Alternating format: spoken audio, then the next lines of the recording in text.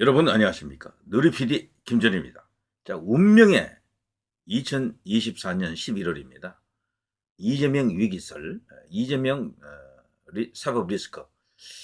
자, 그와 함께요. 여권에도 지금 한동훈 위기설, 한동훈 퇴출설 혹은 사임설이 지금 나돌고 있죠.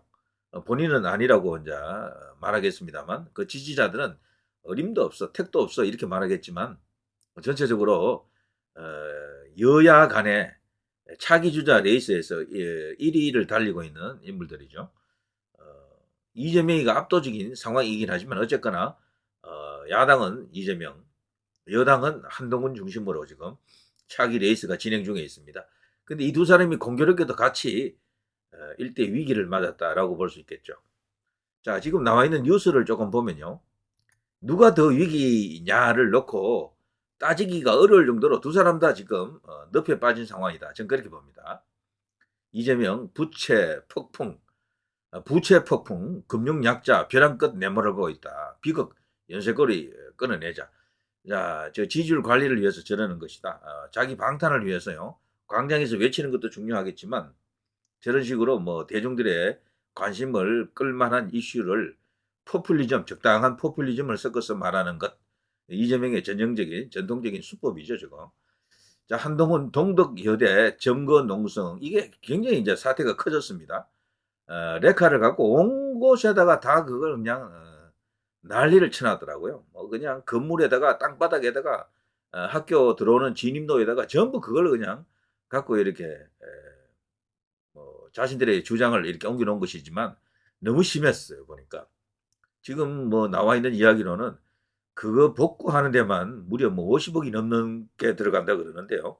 이렇게 되면 학교 당국에서 그 총학에다가 뭔가 이렇게 사법 처리를 하겠죠. 분명히 어떤 보상을 요구하는 그런 절차를 밟을 것 같은데 이렇게 되니까 그쪽에서 지금 발을 빼는 듯한 그런 분위기도 없잖아 있습니다. 그러면서 뭐 계속해서 투쟁은 한다라고 하는데요. 이 사태가 커졌기 때문에 분명히 정치권에서도 뭔가 지금 발언이 나와야 될 텐데 한동훈 대표가 어쨌거나 이 이슈만큼은 빨리 대응했네요. 그동안 뭐 이런 이슈에 대해서는 조금 눈 감고 있었던 것 같은데 동덕 여대 정보 농성에 대해서 폭력 사태 주동자들 책임져야 된다. 근데 이 남성과 여성의 기질 차이가 있긴 있겠죠. 와, 저는 여성들이 훨씬 더 전투적이다라는 말을 옛날부터 듣긴 했었지만 이걸 보면서 제가 느꼈습니다. 그래서 데모할 때 성공하려면요, 여성들이 나서야 된다는 말이 있어요. 데모가 성공하려면은 훨씬 더 전투적이다 그러죠. 왜냐하면 여성들이 더 감성적이라서 그래요. 남성들보다도. 자, 어쨌거나 한동훈 대표가 대표로서 모처럼 저 발언을 용기 있게 한 것 같습니다. 저거는 제가 좀 평가를 하고 싶네요. 왜 그런가 하면은 저거 하면은 페미들로부터 또 이렇게 지탄을 받을 수가 있어요. 그리고 남자, 여자 이렇게 구분되어 있기 때문에 지금 한동훈 같은 경우는 이 젊은 층으로부터 지지율이 안 나오잖아요. 그래서 저렇게 하면은 여성들이 또 이렇게 반발할 수도 있습니다. 저런 어떤 견해에 대해서. 어쨌거나 저 발언 자체는 할 말 했다라고 생각이 됩니다. 자, 당원 게시판 논란에 김은혜 똑 부러진 한동훈 어디로 갔나? 지금 숨지기고 지켜보던 관망하던 국민의힘 의원들도 한둘 지금 나타나면서 계속해서 뭔가 발언을 하네요. 김은혜가 나왔다라는 것은 이제 대부분의 사람들이 이 단계 게시판에 대해서 어떤 생각을 하고 있는지 이제 드러났다라고 이제 보는 게 맞습니다. 강성규 의원도 아주 뭐 노골적으로 자기 페이스북에 글을 올렸던데요. 자, 어쨌거나 한동훈은 이걸 보면 일대 위기가 맞다라고 볼 수가 있겠죠. 당 대표가 자칫하면요 윤리위에 회부될 수도 있어요. 이런 식이면은. 자, 국민의힘 당원 게시판 글 1068개 전수조사 수위 높은 욕수는 12개뿐이었다. 저거 자체도요 조사 과정이라든가 조사 시점이라든가 그동안 대응 태도 이런 것들 때문에 효과가 없습니다. 지금 오히려 더 큰 역풍을 지금 맞고 있다 이런 생각이 들죠. 그래서 11월은 온통 한동훈 위기설로 지금 뒤덮이고 있다 이런 생각이 들죠. 자, 여당 이재명 사법부 믿는다는 방탄용 위장이다. 그 사법부를 겁박하는 그 듯한 그런 어떤 액션도 좀 취했는데 1심 선고 후에 그 공직선거법 말이죠. 거기서 그냥 엄청난 어떤 사태가 일어났죠. 사망 선고 당했죠. 그러자 지금 갑자기 지금 꼬리를 내리고 사법부에 지금 알랑방구를 낀다 할까 이런 식으로 야비하게 놀고 있다. 평소 하던 대로 하지 않고 말이죠. 1심 선고 또 하나 있으니까 이제 이렇게 얍삽한 행동을 했다라고 이제 볼 수가 있겠죠. 자, 법원을 겁박하던 그런 거짓의 향연을 끝내라. 어? 자, 그게 이재명답다 차라리. 예, 차라리 검찰에 대하는 것처럼 사법부에 대해서도 겁박하라 이런 이야기죠. 자, 이재명은 참 호기롭게 자신을 위한 방탄을 위한 집회를 열었습니다만 너무도 참 초라한 집회가 됐죠. 이재명 방탄 집회 시민 호응이 전혀 없습니다. 그야말로 개딸들만 모이는 거지, 개딸들만. 그 민주당이라고 하는 이 집단은요, 이 주류 세력들이 원래 있었잖아요. 호남을 중심으로 한 주류, 그 친노 세력들, 친문들, 이들이 지금도 다수죠, 사실은 다수죠. 그 당원만 놓고 보면은 이들이 비교적 차분한 상태로 있다, 냉랭하다라고 생각이 됩니다. 이재명이 지금 모여라 했는데도 10,000명도 채 못 모으네요. 10,000명도. 그게 이제 이재명의 한계다. 지지율 1위를 달리는 차기 주자가 모여라 했는데도 그 정도밖에 안 모인다라는 것은 이재명은 이 적어도 이제 광장에서만큼은 정광훈 목사하고는 비교도 안 되네요. 그죠? 자, 국민의힘, 민주당, 이재명 방탄 집회에 시민 홍보 없다라는 것을 계속해서 지금 공격하고 있습니다. 이걸 통해서 사법부에게 또 다른 메시지를 주는 거죠. 마음 놓고 판결하세요. 마음 놓고 구속시키십시오. 법정 구속, 오케이, 땡큐. 이 상황이 오는 겁니다. 자, 국민들은 차갑다. 정치적 어떤 그런 행위로 보고요. 이런 정치적 집회에는 참여 잘 안 하려고 그래요, 원래가. 자기 색깔 드러내는 것을 싫어합니다, 사람들은. 이재명이가 지금 당혹스럽다. 그야말로 뭐 사색이 됐다라고 볼 수 있습니다. 저기서 옛날에 그 촛불 집회 많이 모였을 때처럼 말이죠. 뻥을 쳐서 한 100만으로 부를 수 있는 정도로 크게 모였어야 되는데 아무리 뻥을 칠려 해도 100만까지는 못 치는 거지. 왜냐하면 그 한눈에 다 들어오잖아요. 그 집회 인원이 애개개 수준이기 때문에 많이 못 지릅니다. 끼끗해봐야 몇만, 요 정도 이제 이렇게 부풀려서 이야기할 수밖에 없죠. 10만, 뭐 30만 이렇게 떠들지만 믿는 사람이 아무도 없습니다. 경찰에서는 뭐 9,000명, 10,000명 뭐 이런 정도로 이야기하니까 한계가 다 드러났다 이렇게 볼 수가 있습니다. 자, 이거 보면요.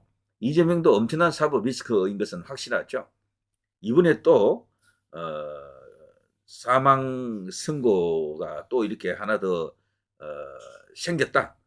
그럼 어떻게 됩니까? 먼저 이재명은 사법 리스크가 확실히 되는 거고 야권 안에서 민주당 안에서 일대 이제 평지풍파가 일어날 겁니다.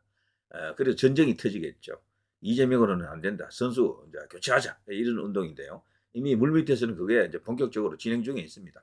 자, 아무튼 여야의 두 대표 한동훈과 이재명과 한동훈 간의 이 경쟁이라기보다는 두 사람 다 지금 어떤 리스크를 안고 위기에 빠져 있습니다. 누가 살아날지, 두 사람 다 살아날지, 아니면 두 사람 다 사망할지 관심을 갖고 지켜보는 그런 상황이 되겠죠.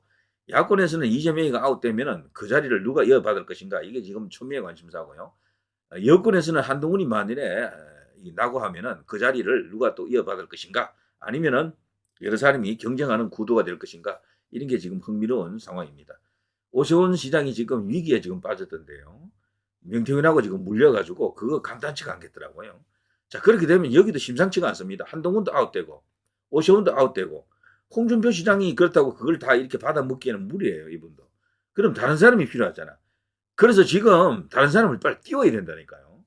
원희룡이면 원희룡, 김문수면 김문수, 이 결정을 해야 됩니다. 지금 여당 안에서는, 여권 안에서는 이 지금 오리무중이에요. 그 오합지졸처럼 전부 다 여기저기 다 뿔뿔이 흩어져 있습니다.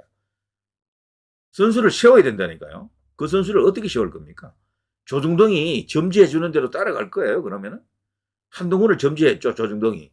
그럼 조중동이 또다시 누군가를 점지했다. 그게 오세훈일 가능성이 컸는데 오세훈이가 이번에 이런 식으로 명태균하고 연결되면서 이게 어려워질 것 같아요.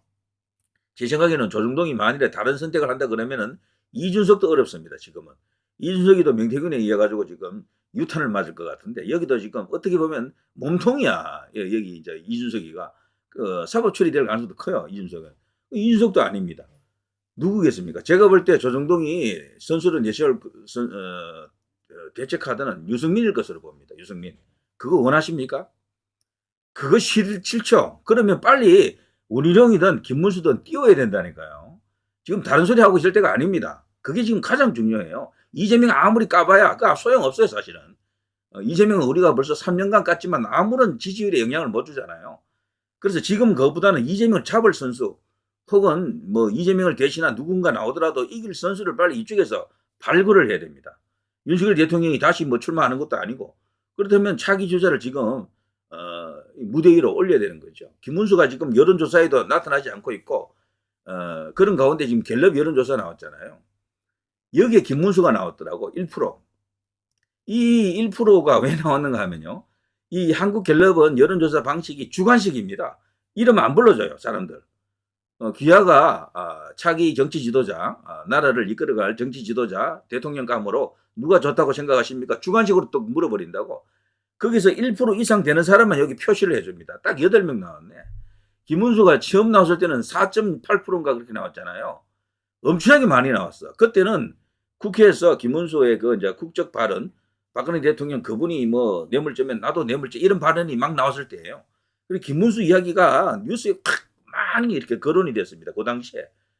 그 후에 있었던 여론조사에서는 단숨에 5% 가까이 나왔거든. 근데 그 후로 나왔던 여론조사 2.2% 나왔다가 지금 또 1% 나왔잖아요. 이게 왜 이런가 하면은 김문수가 거론이 안 돼서 그래요. 더 이상 야권에서도 김문수에 대해서 가타부타 말도 안 해. 국정감사하는데 부르지도 않아, 장관을. 그런 전례가 없었습니다. 차관 불러가지고 국정감사했다니까. 그리고 저들이 김문수를 피하는 거죠.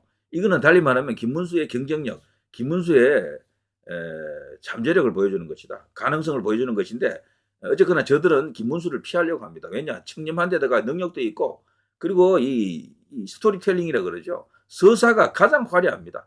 가장 극적인 서사를 다 갖고 있어요. 지금 이 여야 통틀어서 김문수 같은 서사를 갖고 있는 사람이 없습니다. 다만 나이가 조금 있다라는 건데 그 나이가 그렇다고 뭐 80 넘은 사람도 아니잖아요. 그래서 이 견져보면은 이재명을 잡는 킬러, 이재명 대항마로서도 김문수가 괜찮고 한동훈을 이렇게 저격하는 데 있어서도 김문수가 갖고 있는 장점이 굉장히 많습니다. 거기다가 수도권에서 정치했죠. 출신지는 TK죠. 너무도 많은 좋은 환경을 갖고 있습니다. 거기다가 박근혜 대통령을 지지 안 하겠습니까? 김문수를? 그렇게까지 했는데 그리고 원래 김문수는 또 MB하고도 관계가 좋아요. MB하고도 관계가 좋고 그리고 박정희 대통령을 잇는 그런 어떤 맥을 또 갖고 있고 이승만 대통령을 또 잇는 맥을 갖고 있고 그리고 광화문 세력도 김문수를 좋아하고 여러 가지로 모든 장점을 다 갖고 있는데도 불구하고 지지율이 1%밖에 안 나온다. 처음에 4점 몇 프로, 2%, 1% 이렇게 나오면요. 다음엔 없어져요. 1% 이상 안 나오면 아예 발표도 안 해줍니다. 여기. 이게 왜 그런가 하면은 거론이 안 돼서 그래요. 거론이. 뉴스에 안 나타나면 사람들이 잊어버린다니까. 결국 여기 나와 있는 거는 이재명, 한동훈, 조국, 홍준표, 오세훈, 이준석, 김동연 여기까지인데요. 이걸 빨리 결정을 해야 돼요. 이거를. 어쨌거나 이재명이가 그 난리를 쳤는데도 불구하고 29%뭐 여전히 압도적인 일강입니다. 한동훈이 2배가 넘네요. 한동훈이 14, 조국은 요 정도 5%, 홍준표 4, 오세훈 3. 자, 홍준표나 오세훈은 지금 위기를 맞았다 그랬죠. 오세훈도 사실 어렵습니다. 저렇게 되면은. 홍준표도 한계가 뚜렷한 사람이에요. 이분도. 그리고 자기의 전성기가 이미 지난 것 같고. 그러면 누굴 내줄 겁니까? 우파에서는, 보수에서는. 없다니까 지금 아무도. 그래서 누리피디가 요즘 와서 김문수 이야기를 자주 하는 것도 말이죠. 이 시기가 굉장히 중요해서 그래요. 물이 들어오는데 그 물 맞이할 준비도 아무도 안 하고 있어. 차기 정권 그리고 선거에서 이길 수 있는 선수를 윤석열 대통령을 연결할 수 있는 그 바통을 이어받을 수 있는 선수를 빨리 발굴해야 됩니다. 여기 보시면요. 뭐 세부적으로 이제 쭉 나와 있는데 이재명은 더 올랐어요. 더 올랐어. 그러니까 이게 지난번 1심 선거에 영향이 크게 없었던 거야. 이거 말고도요. 정당 지지율 조사 나온 것도 보니까 민주당이 더 올랐더라고 또.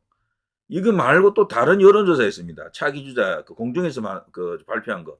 거기도 이재명이가 2.6% 올라가지고 47%인가 나왔어. 지지율이. 그러니까 1심 선거 그렇게 내려졌는데도 불구하고 우리 국민들 그렇게 지금 반응하고 있습니다. 그거를 그냥 뭐 여론조사 조작이다라고 한마디 하고 그냥 넘어가면 되겠습니까? 조작임을 밝힐 수 없는, 밝혀지지 않는 조작은 그건 조작이 아닙니다. 진짜 여론이 되는 거예요. 그래서 그 이야기는 큰 의미가 없습니다. 조작이다 이런 말은요, 밝혀지기 전까지는 의미가 없는 거야, 그거는. 그래서 지금은 어쨌거나 김문수를 빨리 올려야 됩니다. 이거 1% 이렇게 되면요, 다음 여론조사에서는 아예 없습니다, 이름이. 4점 몇 프로에서 2%로 떨어졌다가 1%로 떨어졌거든. 이거 거론 안 되면 사라지는 거예요. 그러면은 김문수는 차기 주자가 아닙니다. 대선 주자가 안 되는 거예요. 그럼 누구를 밀어야 됩니까? 누구를 밀어야 됩니까? 자, 오세훈도 날아가고 결국 한동훈으로 다 가야 되나요? 그러면은 이런 식이면 결국 또 한동훈이 된다고요. 그러면은 그래서 제가 요즘 와서 대학물을 빨리 세우는 것보다도 중요한 게 없다라고 말하지 않습니까? 분명히 이제 그거를 이제 생각을 공유해야 됩니다. 자, 누리 PD 김준혜였습니다.